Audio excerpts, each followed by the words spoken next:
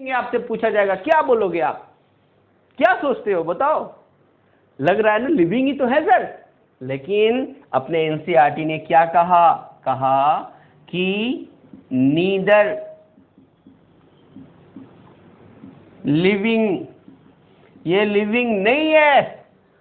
और मजे की बात, कहा कि नहीं ये नॉन लिविंग भी नहीं है, नॉन लिविंग। अब भाई ये तो फंसा दिया इन्होंने मामला को कि भाई आप बोल रहे हो लिविंग भी नहीं है, नॉन लिविंग भी नहीं है, तो कुछ तो बोलो खुल के। आप बोल रहे हो कि लिविंग नहीं हो सकता, फिर आप बोल रहे हो ये नॉन लिविंग भी नहीं है, मतलब ना तो ये सजीव है ना तो ये निर्जीव है, फिर ये है क्या? तो साफ साफ दिख रहा है। उन्होंने कहा इस दोनों वर्ड्स के लिए क्या बोला कि ये दोनों क्या हैं? तो वर्ड उन्होंने यूज किया, उन्होंने वर्ड यूज किया कि ये दोनों क्या हैं? तो ये श्योरली लिविंग रिएक्शन है। अब आप समझे क्या बोला जा रहा है कि वो नॉन लिविंग भी नहीं है, लिविंग भी नहीं है, परंतु ये श्योरली लिविंग रिएक्शन है। चलो आपको समझाता हूं, थोड़ा सा फिल्म में ले चलता हूं। याद को 3 इडियट्स देखा था आपने? हाँ जरूर देखा होगा बचपन में। 3 इडियट्स में कहानी है कि भाई जो एक लेडी होती है उसका बच्चा पैदा होना होता है, एडवर्स कंडीशन में, कुछ भी सपोर्ट नहीं होता, हॉस्पिटल में नहीं है, तो आमिर खान किसी तरह से बच्चे को बाहर निकालता है। जब बच्चे बाहर निकल आते हैं तो बच्चा रोता नहीं है। अब ध्यान दो, प्राय ऐसा होता है ना कि बच्चा जब माता के गर्भ में पड़ा होता है तो वो माता के गर्भ में वो पेट पे लात मारता है। अब जाके बोलो मम्मा को कि भाई ये तो लात मार रहा है, या लेडीज को बताए कि लात मार रहा है, तो क्या पता लगता है? वो जो माता के गर्भ में वो क्या लिविंग है कि नॉन लिविंग है? आपको सर लात मार रहा है ना तो लिविंग है? नहीं बोल सकते कि लिविंग है। क्यों? क्योंकि हो सकता है वो बच्चा बाहर निकले तो जिंदा हो, अच्छी बात है, मरा हुआ भी तो हो सकता है किसी भी कारण से। तो जब तक बच्चा बाहर नहीं निकलेगा और वो बाहर के एनवायरनमेंट के अगेंस्ट रिस्पॉन्स नहीं करेगा, रोएगा नहीं, तब तक समझ में नहीं आएगा कि बच्चा जिंदा है। बस मैं कही इसका मतलब जब तक बच्चा माता के गर्भ में है, अब सारा साइंस चेक कर लो, ब्रेन भर गया तो ये हो गया वो हो गया, सब सही है, ये सारे पैरामीटर्स हैं, लेकिन कंफर्मेशन तभी होगा जब वो बाहर निकलेगा और रिस्पॉन्स करेगा कि हाँ हम हैं।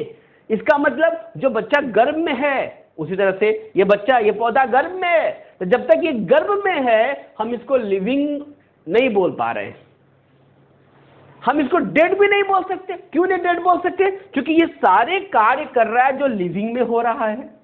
तो लिविंग में सभी काम, इसमें भी 5 से 6 हो गए, यहां भी 5 से 6 हो गया। तो जो काम लिविंग में है तो यहां पे तो बहुत सिमिलरिटी है, सिमिलर टू लिविंग ऑर्गेनिजम्स। क्योंकि ये लिविंग ऑर्गेनिजम्स के जैसा बिल्कुल सिमिलर है, इसीलिए हम इसको नॉन लिविंग तो बिल्कुल ही नहीं बोल सकते। नॉन मतलब नहीं, नॉन लिविंग नहीं है, लेकिन चूंकि ये अंदर है, टेस्ट ट्यूब के अंदर, माता के गर्भ के अंदर, हम नहीं बोल सकते कि वो लिविंग है। क्या हुआ था याद कीजिए, 3 इडियट। बच्चा जब बाहर निकला तो नहीं रो रहा था, बाकी लोग रोने लगे। क्यों? लगा बच्चा मरा हुआ है। लेकिन थोड़ी देर के बाद क्या हुआ? बच्चा रोने लगा। तो यदि बच्चा मरा हुआ होता तो रोता कैसे? इसका मतलब बच्चा मरा हुआ नहीं था, इसका मतलब बच्चा जिंदा भी नहीं था, मरा हुआ भी नहीं था, तो क्या था? यस, वो बच्चे के अंदर लिविंग रिएक्शन चल रही थी, किसी कारण से वो बाहर के एनवायरनमेंट को रिस्पॉन्ड नहीं कर रहा था, रिएक्ट नहीं कर रहा था। इसका मतलब बच्चा, ये छोटा पौधा का बच्चा लिविंग रिएक्शन है, मेटाबॉलिज्म है, जो सिमिलर है लिविंग ऑर्गेनिज्म के। इसीलिए हम इसे नॉन लिविंग नहीं बोलेंगे, श्योरली लिविंग रिएक्शन बोलेंगे, जो लिविंग बीइंग के जैसा है। तो क्या समझ में आया? ये लिविंग रिएक्शन मेटाबॉलिज्म है, और मेटाबॉलिज्म कभी भी नॉन लिविंग में नहीं होगा, और सभी लिविंग ऑर्गेनिज्म में होगा बिना किसी अपवाद के। राइट, ये तो आधार दे रहा है लाइफ के लिए। दैट्स वाई मानते हैं ये जो मेटाबॉलिज्म है that will be the defining properties of living organism. अभी मिला भाई, क्या मिला कि एक मिला जो लाइफ को डिफाइन कर रहा है। और क्वेश्चन बड़ा इंपॉर्टेंट आता है आपके एग्जाम में। क्वेश्चन क्या आएगा? आइसोलेटेड, फिर से ध्यान दो क्या क्वेश्चन आएगा, isolated metabolic reaction in vitro. Question क्या आएगा? In vitro isolated metabolic reaction क्या है? Living being? ना। Non living being? ना। Surely living reaction? Yes, right. तो चौथा ऑप्शन आएगा all of these. All of these भी नहीं, ये होगा तो ये कैसे हो सकता है? ये क्वेश्चन आएगा नीट में, बिल्कुल बन जाएगा। बहुत फेमस क्वेश्चन है, खूब क्वेश्चन आती है। तो हमने देखा लाइफ को दो फॉर्म में देखा, एक लाइफ को नेचुरल कंडीशन में देखा और एक लाइफ को लैब के कंडीशन में देखा। और लैब के कंडीशन में भी जो लाइफ है वो नेचुरल कंडीशन से मैच करती है, इसीलिए ये लिविंग रिएक्शन है। And that very living reaction is called metabolism. तो अब कंफर्मेशन की बारी आई भाई, अब कंफर्म करना चाहिए कि लाइफ, ये जो मेटाबॉलिज्म है, ये मेटाबॉलिज्म क्या है? क्या ये नॉन लिविंग में हो सकता है? बिल्कुल नहीं। लिविंग में? बिल्कुल सही। एक्सेप्शन? बिल्कुल नहीं। तो ये सारी तीन ऐसे पैरामीटर्स हैं जिसको ये फॉलो करता है, इसलिए हम मानेंगे कंक्लूजन में, जो थर्ड कंक्लूजन है अपना, कि मेटाबॉलिज्म लिविंग में होता है, चाहे कोई भी हो, कोई भी हो। अब छोटा से छोटा जीव ले लो, माइक्रोब्स ले लो, एल्गी ले लो, फंजाई ले लो, ईटीसी, जितने भी जीव हैं, ऑल ऑर्गेनिज्म, सभी में पाया जाता है बिना किसी एक्सेप्शंस के। पहला। दूसरा, ये नॉन लिविंग में तो बिल्कुल ही नहीं होता। तो कंफर्म हो गया कि ये मेटाबॉलिज्म क्या है? बिल्कुल सही, ये क्या है? Is defining property of living organisms है। क्लियर? तो this is the defining properties of living organisms. तो अभी तक हमारे पास तीन हो गए। एक हो गया इंटरनल ग्रोथ का डिफाइनिंग प्रॉपर्टीज, और दूसरा अभी मिला, दूसरा ही हुआ। दूसरा कौन हुआ?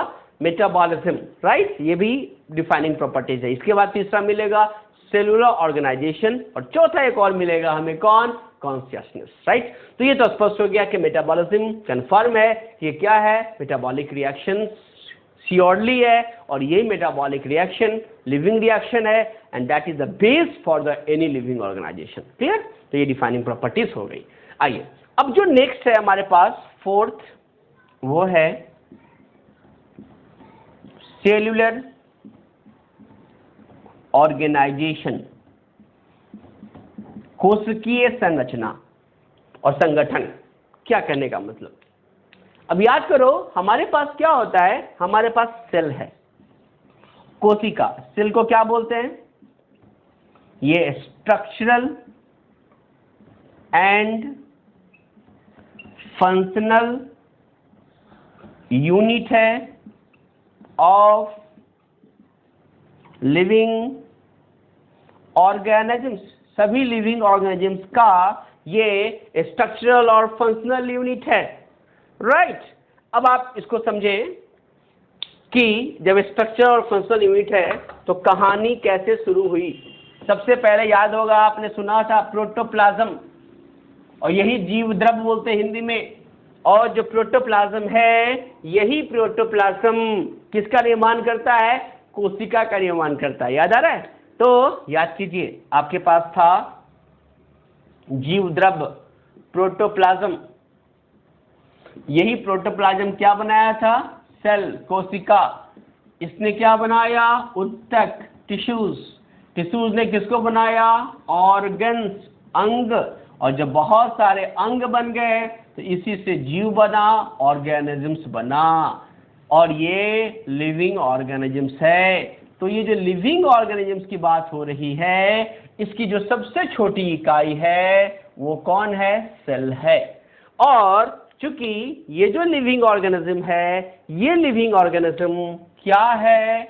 ये डिफाइनिंग प्रॉपर्टीज है। किसका? किसी भी लिविंग ऑर्गेनिजम्स का। क्योंकि ये डिफाइनिंग प्रॉपर्टीज है और ये बना है किससे? सेल से। इसीलिए जो सेल से बनाने वाले ऑर्गेनाइजेशन होंगे, सेलुलर ऑर्गेनाइजेशन, ये भी क्या होंगे? Defining properties of living organisms होंगे। तो एक और नई चीज आ गई ना कि भाई सेलुलर ऑर्गेनाइजेशन भी लाइफ के लिए डिफाइनिंग प्रॉपर्टीज हो सकता है।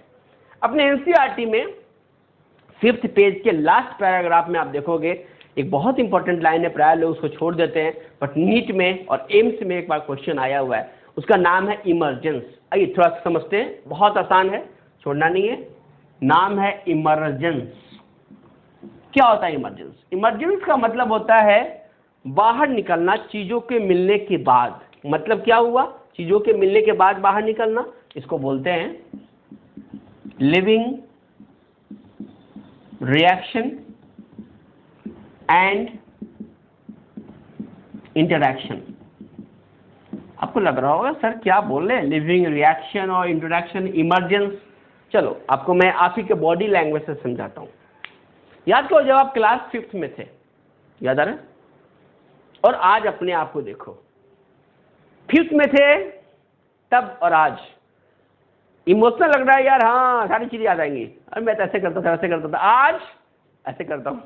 जब आप क्लास 11th में 12 में, तो इन दोनों के बीच क्या हुआ?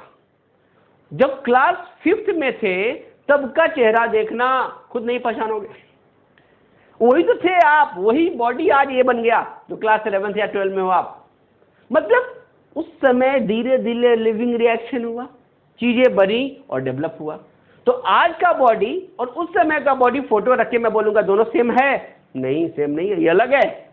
मतलब पहले वाली बॉडी के अंदर लिविंग रिएक्शन हुआ, वो कुछ और बनी, मूछें नहीं थी आने लगी, दाढ़ी नहीं था आने लगा, बहुत कुछ आने गया। उस समय बहुत कुछ फीलिंग नहीं आती थी, अब तो दिल में कुछ कुछ बहुत के लिए होता है, कुछ कुछ होता भी होगा, हाँ मुझे पता है। मतलब this is living reaction and interaction. और यही इंटरैक्शन हमें फिर विकसित करके बाहर निकल आता है।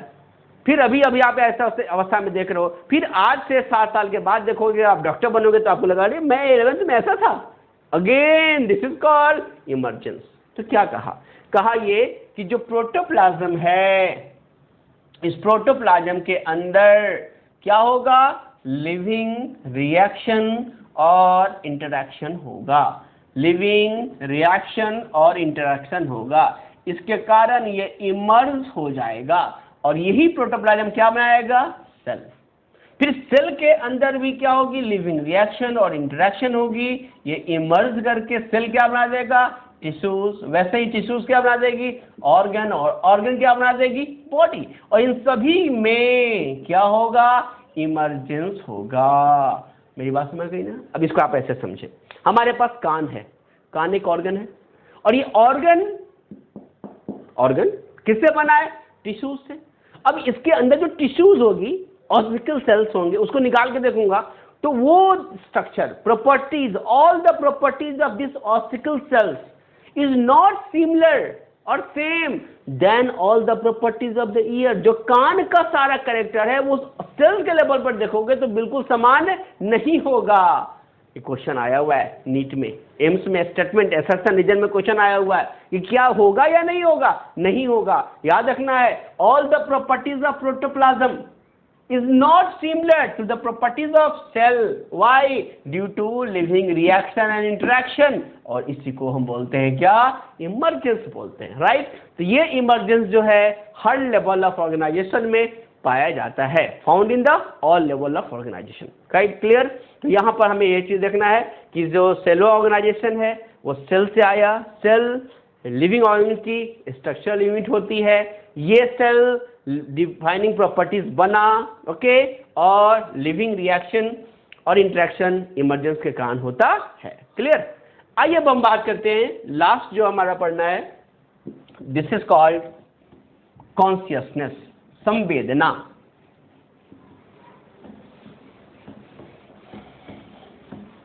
संवेदना को हमने पहले पढ़ा था इरिटेबिलिटी से, उद्दीपन जिसको बोलते हैं। अब उसको हम पढ़ेंगे कॉन्शियसनेस से। तो this is fifth one, consciousness, चेतना। क्या ये बड़ा इंपॉर्टेंट। कैसे? पहली पॉइंट कि भाई ये मोस्ट obvious and technically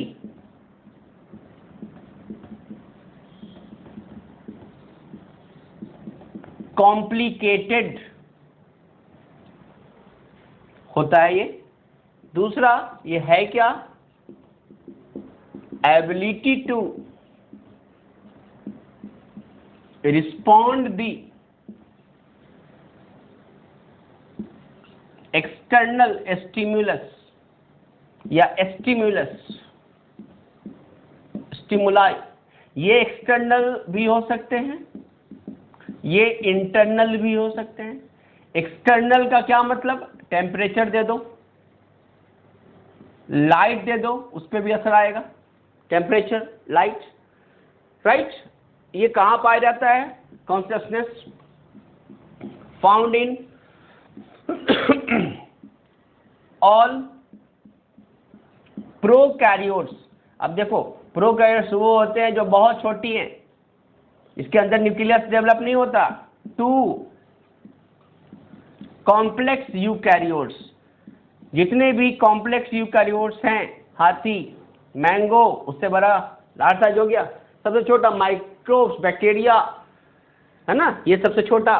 तो सबसे छोटा से छोटा लाइफ हो, माइन्यूट लाइफ हो वहां, लार्जेस्ट से लार्जेस्ट, बिल्कुल लार्जेस्ट जहां लाइफ हो वहां, हर जगह फाउंड पाया गया। क्या? कॉन्शियसनेस।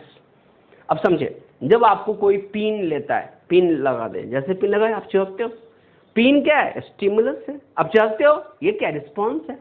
और इसी को क्या बोला? कॉन्शियसनेस। तो कॉन्शियसनेस क्या है? Ability to respond. अब गर्मी लग रही है, पसीना आ रहा है, तो गर्मी, this is called external stimulus. Temperature से गर्मी क्रिएट हो रही है और हमारा बॉडी रिस्पॉन्ड कर रहा है पसीने के रूप में। So this is what? Yes, this is response, this is stimulus, this is consciousness. Environment के लिए हम कॉन्शियस हैं। इन्वायरमेंट गर्मी होगी, हम फील कर रहे हैं। कोई ठंडा आपको सटा दे बहुत ज्यादा देर तक, आप हटाओगे। गर्म सटा दे, हटाओगे। What is this? Again this is respond. किसके अगेंस्ट? स्टिमुलस के अगेंस्ट। तो जब भी आपको कोई स्टिमुलेट करता है, उत्तेजित करता है, तो आप रिस्पॉन्स देते हो, प्रतिवेदित होते हो, और इसी को हम क्या बोलते हैं? कॉन्शियसनेस कहते हैं। और कहा ये हर जगह पाया गया। अब आपको लगेगा कि कॉन्शियसनेस कब होगा? जब हमें सेंस ऑर्गन मिलेगा, तब तो सेंस ऑर्गन होगा, तब तो हम फील करेंगे, रिस्पॉन्ड करेंगे। इसका मतलब ये हुआ कि इस फीलिंग के लिए, कॉन्शियसनेस के लिए सेंस ऑर्गन तो होना चाहिए।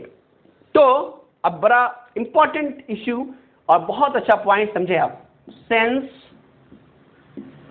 ऑर्गन्स। अब ये सेंस ऑर्गन जो हैं वो एनिमल्स में हैं,